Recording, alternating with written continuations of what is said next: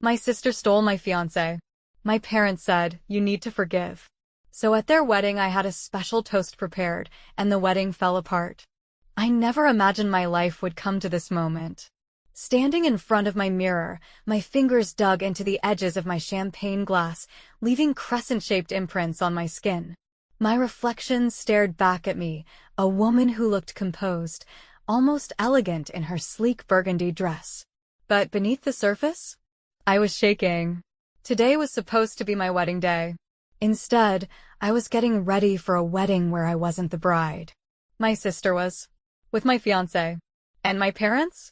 They expected me to stand there, smiling, as if this was normal. As if it wasn't the ultimate humiliation. As if it wasn't a betrayal so deep it had hollowed me out from the inside. You'll regret it if you don't go, my mother had said just days ago, her voice calm, reasonable, as though she wasn't asking me to endure the most excruciating moment of my life. My father, never one for long conversations, had merely sighed and said, "Family is family, Lena. You need to rise above this." Rise above? They wanted me to give a toast? Fine, I would. But it wouldn't be the one they expected. 3 months earlier. I should have known something was wrong. It had started subtly, small things I could have ignored if I hadn't been so blind. Emily was always around. Always so interested in my relationship with Daniel. "You're so lucky, Lena," she'd say with that sweet smile of hers. "Daniel is amazing." She asked too many questions about our future. When were we getting married? Where were we planning to live? Had we picked out a honeymoon destination?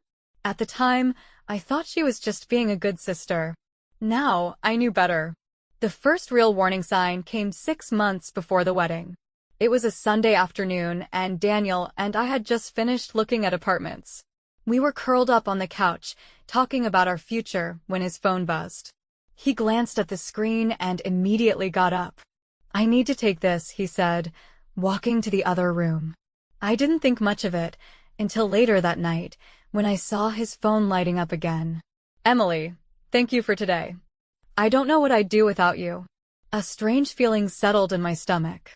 "Why is Emily texting you?" I asked, trying to sound casual. Daniel barely looked up. "Oh, she just needed help with something. No big deal." I let it go. Because why wouldn't I? She was my sister. But the texts didn't stop. "Oh, Daniel, my car won't start." "Oh, Daniel, can you help me move some furniture?" "Oh, Daniel, I just really need someone to talk to." Again, and again, and again. And the worst part? Daniel always said yes. I should have confronted him. I should have set boundaries. But I was too busy planning our wedding, too busy choosing flowers, invitations, the perfect dress. Too busy trusting them both. And then, 1 week before my wedding, I walked into Daniel's apartment unannounced.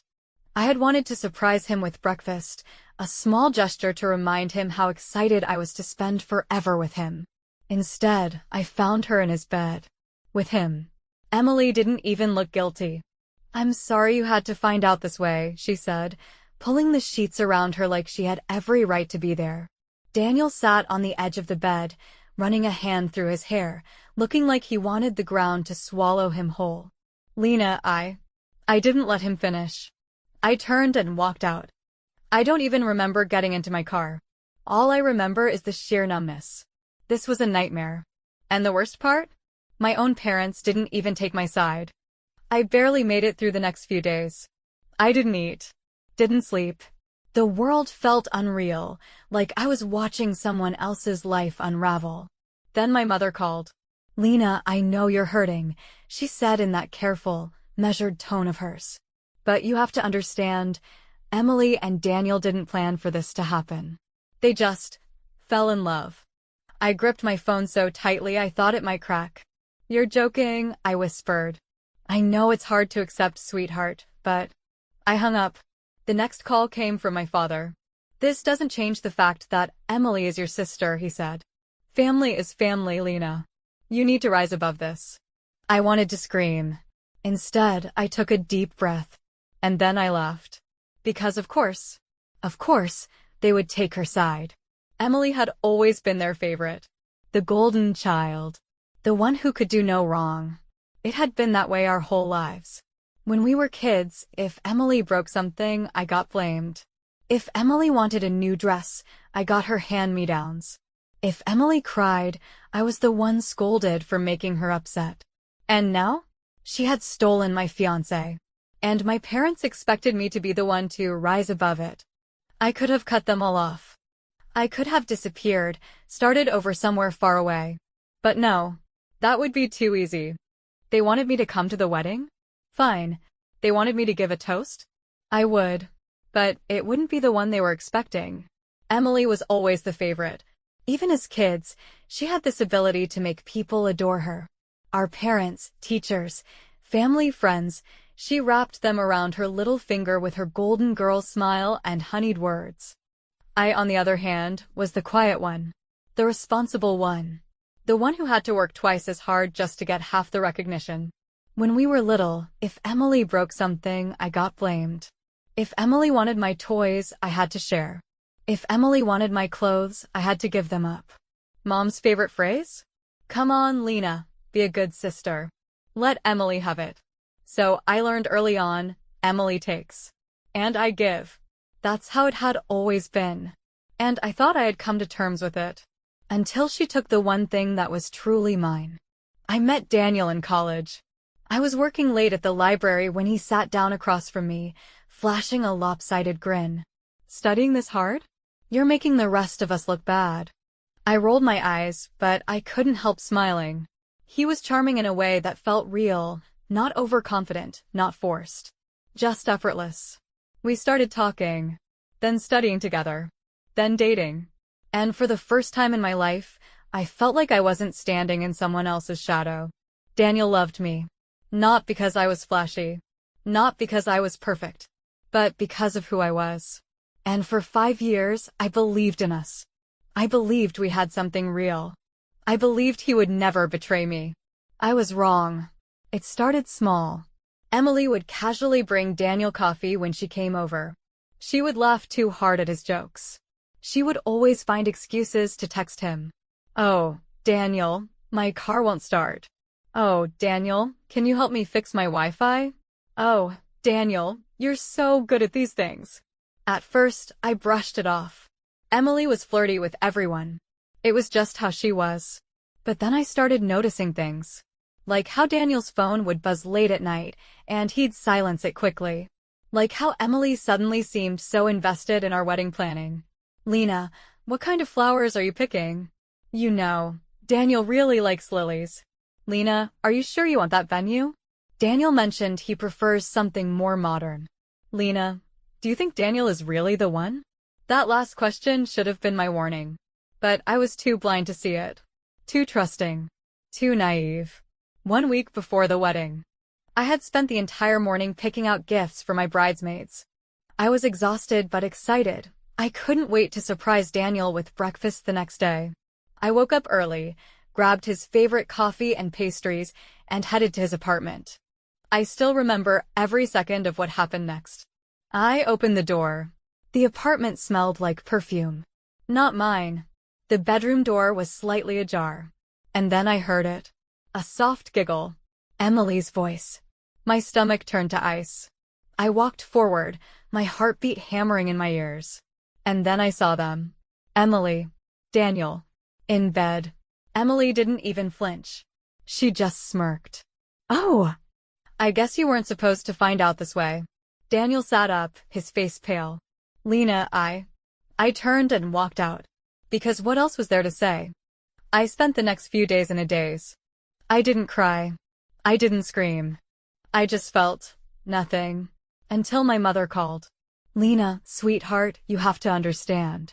I gripped my phone so tightly my knuckles went white. Understand what? Emily and Daniel didn't plan for this to happen. These things just happen. My blood turned to fire. Are you seriously defending them? Honey, they're in love.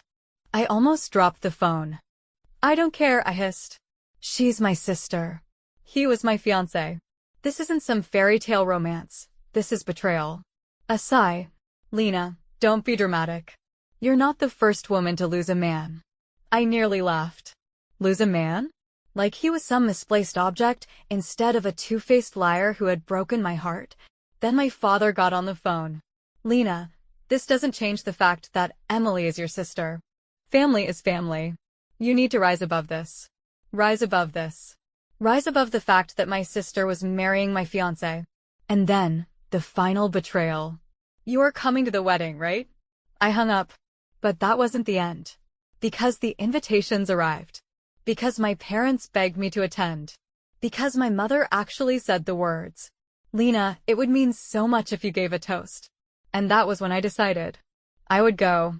I would give them a toast. And they would never forget it. I wasn't going to sit back and let them get away with this.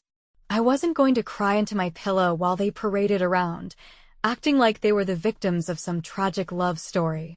No. They wanted a wedding? They would have their wedding. But it would be on my terms. I was done being the girl who got trampled over. It was time to remind them that I wasn't someone they could use and throw away. It was time to destroy them. The first thing I did was lock down my finances. I logged into my banking app, scanning my accounts. My parents had access to a shared savings account that I had thought was just for family emergencies. That was my first mistake. I opened the transaction history and my blood boiled. $3,000 withdrawn last month for household expenses. A lie. $2,000 gone the month before. Probably another unexpected bill. $6,000 pulled out just 2 weeks ago. Coincidentally, around the time Emily was finalizing her wedding venue. My stomach twisted in rage. They had been stealing from me. I had been so wrapped up in wedding planning that I hadn't noticed. I clicked into my settings, removed their access, closed the account, transferred everything into a private fund. Then I went a step further. I pulled up my credit report and nearly screamed. A loan application for $25,000 in my name. Filed 2 weeks ago. Signed by my father. I gripped my phone so tightly I thought it would crack. They had tried to take out a loan using my name. My own parents had been trying to put me in debt to pay for Emily's wedding. I felt physically sick. I called the bank immediately. Hi, I need to place a fraud alert on my account. Someone tried to take out a loan in my name without my consent. The woman on the other end was extremely helpful. Within minutes. Loan application flagged as fraudulent. Any future attempts would be denied. My parents' names reported to the bank's security team. They thought they could use me? Not anymore. Emily had always been careful with her lies. But she wasn't careful enough. I knew that ruining her wedding wasn't enough. I needed to ruin her reputation. And for that, I needed evidence. I called in a favor from an old friend, someone who knew how to dig. Within a week, she sent me a folder full of gold. Emily's biggest secrets. She was drowning in debt. She had maxed out 3 credit cards trying to pay for her extravagant wedding, assuming that Daniel would cover the bills after they got married. She had been sleeping with another man while cheating with Daniel.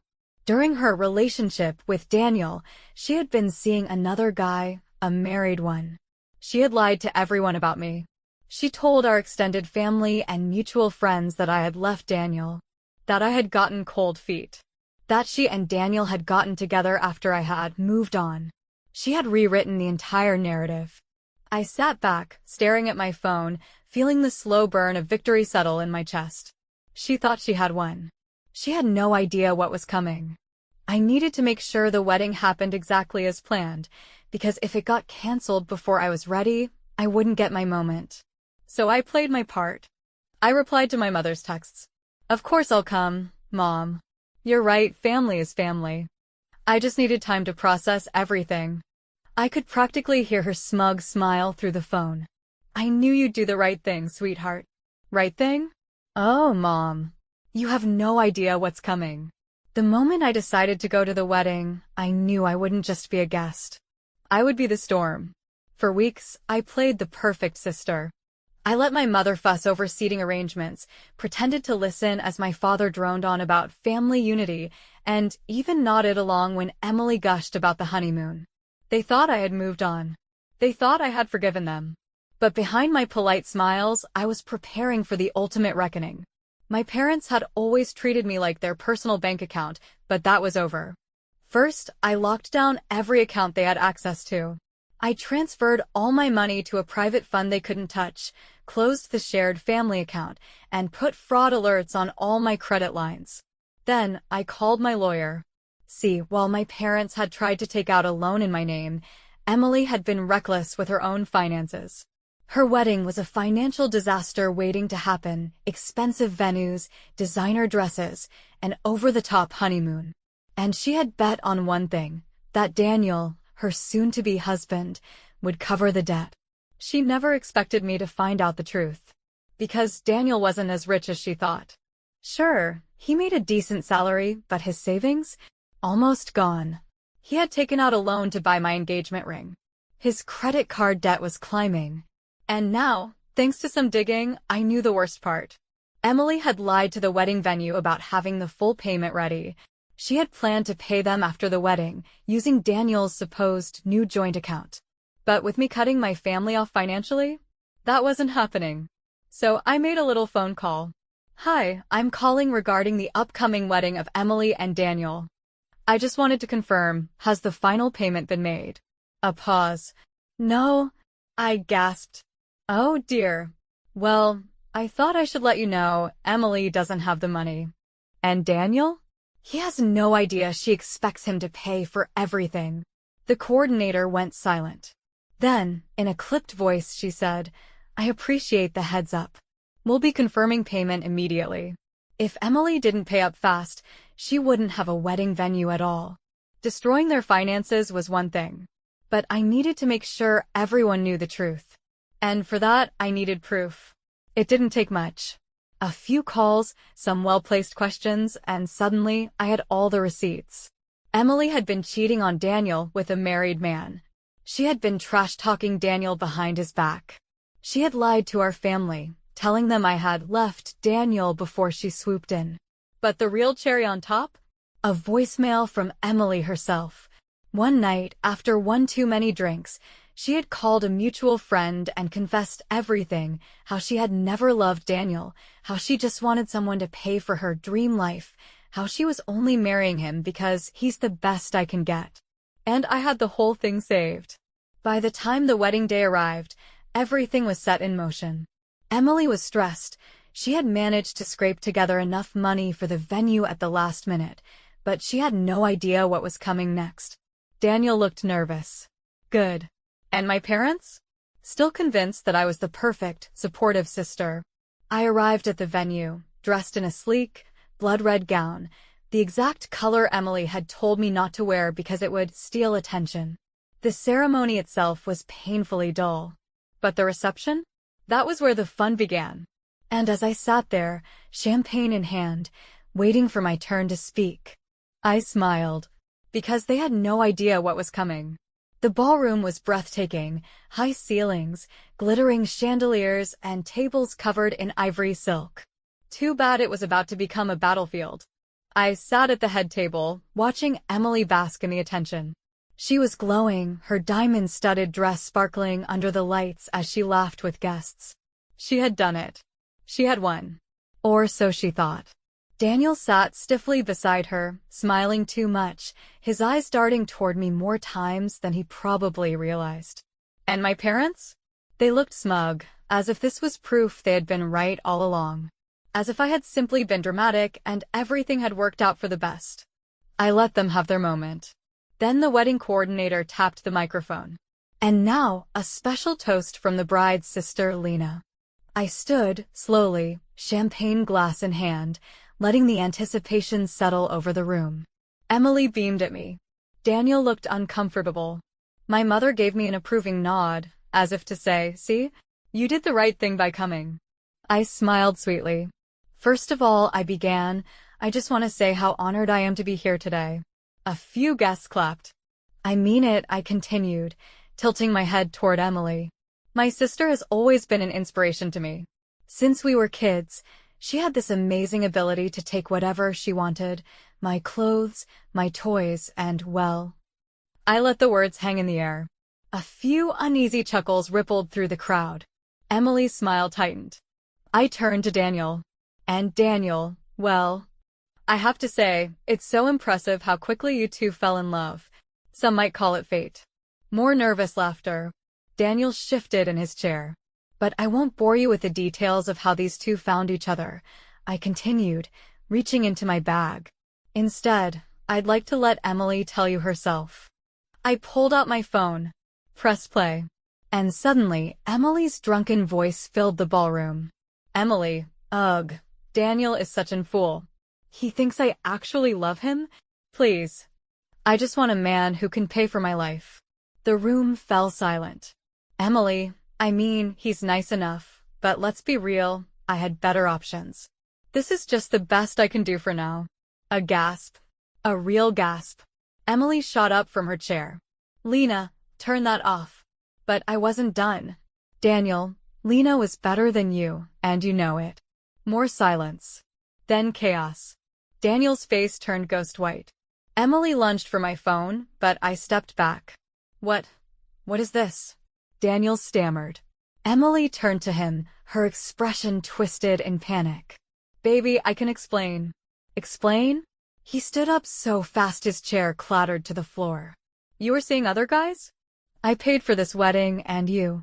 You what? Emily shrieked. Lena, you snake. You ruined everything. Oh, sweetie, I said, sipping my champagne. I just told the truth. You ruined it yourself. My parents stared in horror. Guests were whispering. Phones were out, recording everything. Daniel looked around the room, realization sinking in. Wait, he said, his voice shaky. You told me her family helped pay for this wedding. Oh, this was even better than I expected. I leaned in. She lied. Daniel turned to Emily. So, who actually paid for all this? Emily's lips parted, but she had no words. Then, the wedding coordinator approached the table, looking grim. Excuse me, but we just received word from the venue manager, your final payment bounced. Silence. You mean? Daniel swallowed. We don't actually own this wedding. The coordinator sighed. We need a payment by tonight, or we'll have to shut everything down. I almost felt bad. Almost. Emily let out a scream of rage. You conniving, jealous little. All right, I interrupted, placing my glass down. Let's not ruin a perfectly good evening. Let's toast. I raised my glass. To Emily and Daniel, may their marriage be as faithful as the way it began. And then I took a sip. Behind me, Emily was screaming my name. Daniel looked ready to vomit. Guests were fleeing. And me? I walked out of the ballroom, head held high. Because I had won. Aftermath, the fallout. Emily and Daniel never signed the marriage certificate. Daniel demanded every penny back, leaving Emily drowning in debt. Emily's reputation was destroyed, friends abandoned her, and word spread fast. My parents called, furious. I blocked them. As for me, I packed my bags, moved to Paris, and never looked back. But months later, I got one last message. A text from Daniel. I should have chosen you. I laughed and deleted it. Because for the first time in my life, I had truly won.